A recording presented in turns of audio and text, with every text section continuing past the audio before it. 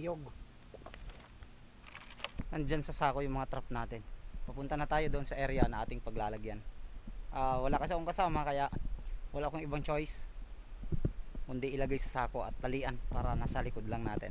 Kasi yung mga area na pagdadaanan natin ay sadyang mahirap, kaya hindi natin po pwedeng bibitbitin to dahil napakahirap bumalanse doon sa mga matatarik na daanan. Kaya ito yung ginawa natin. Dala na rin tayo ng ate airgun para baka sakaling kailanganin natin sa ating pagpunta doon sa kagubatan.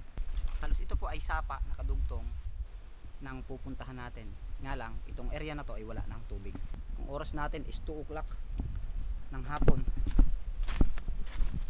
Tapos bukas balikan ulit natin ang ating mga trap pag ating nailagay. Malayo-layo na yung nalakad natin paakyat. Doon pa tayo sa taas na yan. Ito yung challenge sa ating dadaanan ngayon. Dahil napakakitid napakakitid ng daan, tapos madaming pagsasabitan nung sako na nasa likod natin. Ito yung pinakamahirap na part dito. Kasi yung sako natin sabit.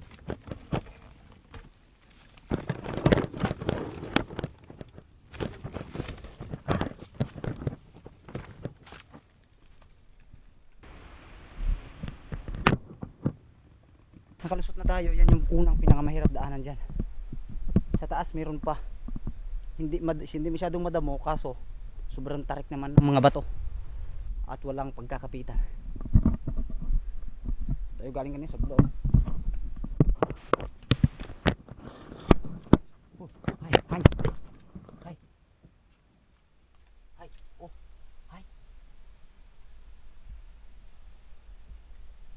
Maraming hipon dito.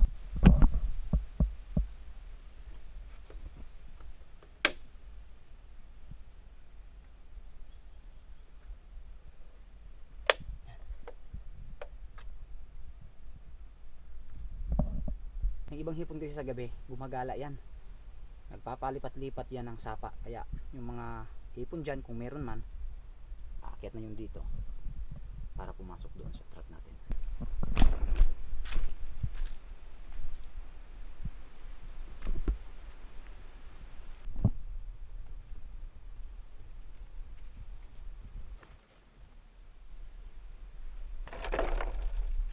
Lagyan natin yung isa.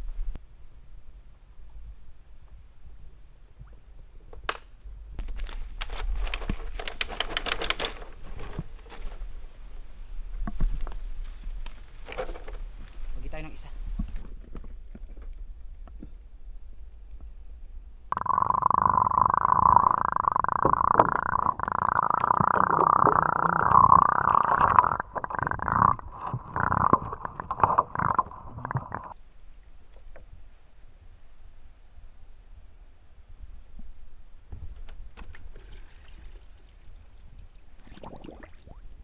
Ngayon ay naikasa na natin ang ating mga trap. Bale, 8 trap yung naikasa natin mula doon sa baba hanggang dito. Nandito yung huling trap. Tapos bukas ng ganito ulit na oras ay balik tayo dito. Tingnan natin yung mga trap na inilagay natin kung may mga mahuhuli bang hipon. Tingnan natin. Dami oh. Daming laman pa. Kaso mga patay. Pero pwede pa to. Grabe gulpe. Daming laman oh. Oo. Lalaki pa. Oh. Pero pwede pa kala no?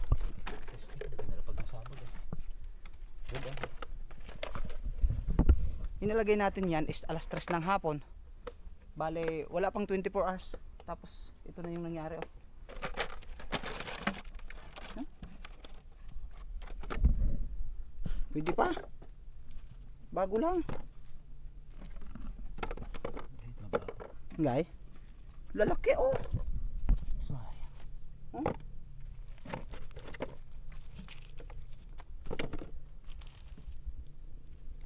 Kailan? Dapat magkaganda.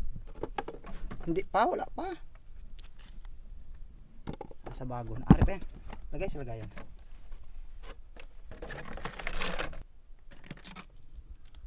Ano kasi? malit na tubig. Konti ng tubig kaya.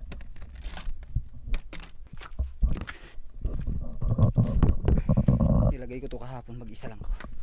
Meron din tayo nilagay dito sa area na to. Tingnan natin.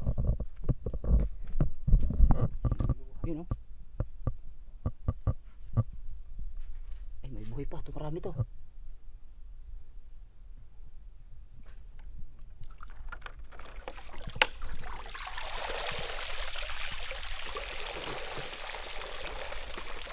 Ito buhay oh.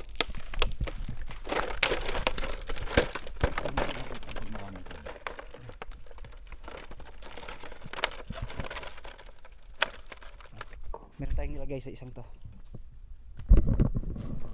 Yun oh. Yun oh. Gulping hipon oh. Huh? Huh? Hay.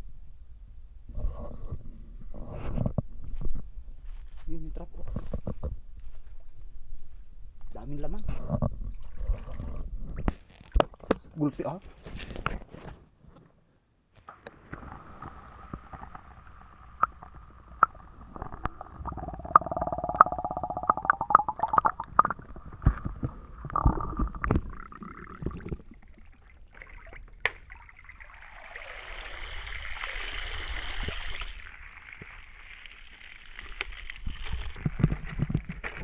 Same scenario oh. Patay na rin yung iba. Siya na lang yung buhay oh. Same scenario.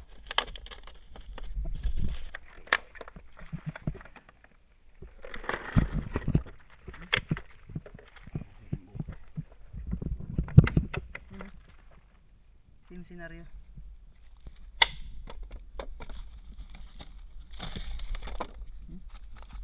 Pero ito, bago lang ito namatay. Hindi ito ano. Kaya pwede pa yan. Ano? Ito lang yung pagpunta natin dito, eh pulang pula na. Yan talaga, hindi na yung pwede. So yan, pwede pa.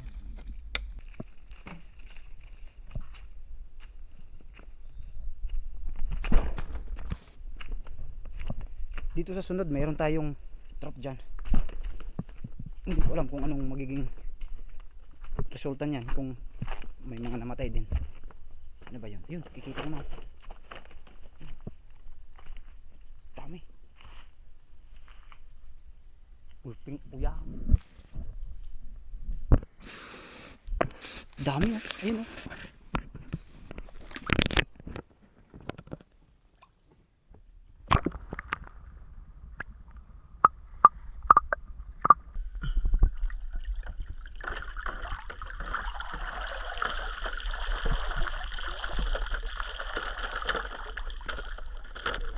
Ha?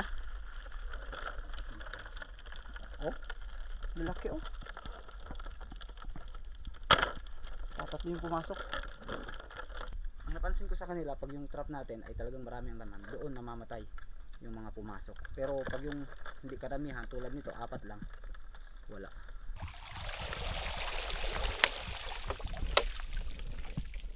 Same scenario. Patay din oh.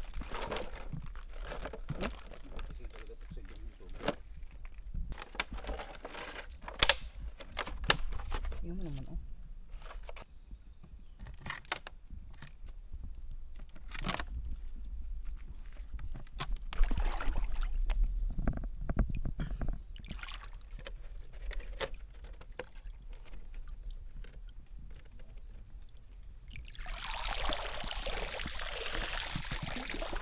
Ano din oh. Same scenario oh.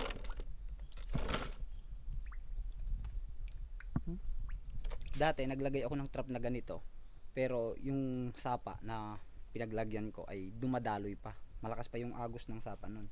Tapos 3 days ko siya bago pinuntahan, wala namang mga namatay. Pero ito yung nakakapagtaka no, bakit namamatay sila. Siguro nga dahil sa ano, sa wala nang magandang daloy ng oxygen kaya namamatay.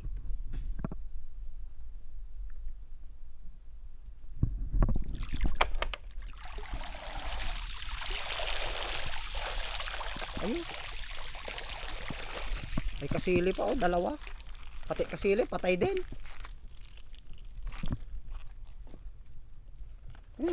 Dami sana laman. Gi. Tas, lah.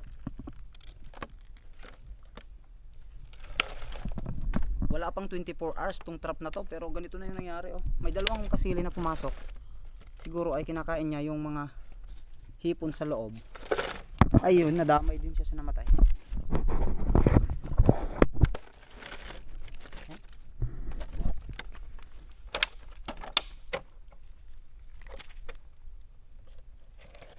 Kasi ha?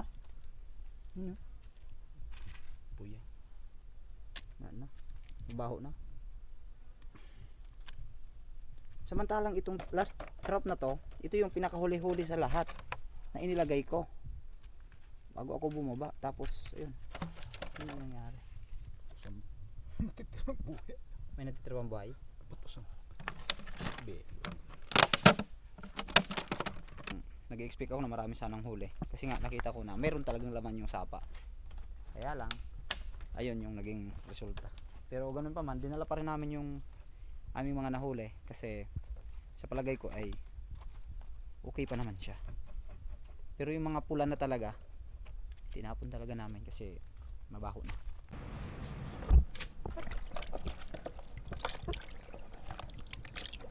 Ito yung mga nahuli natin na mga namatay. Ito naman yung mga buhay pa. Ayan.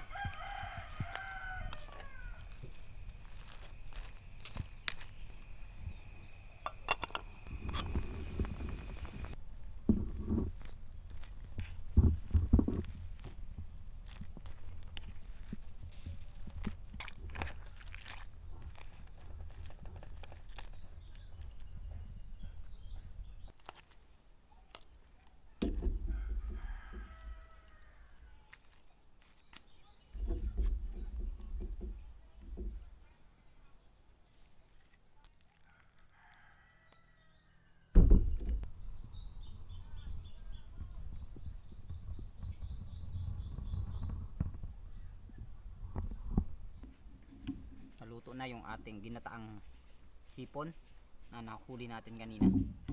Tapos pinartneran natin syempre ng puso. Tapos yung sausawan ay bagoong na may sili. Tapos meron tayo syempre na bahaw. Kain na tayo.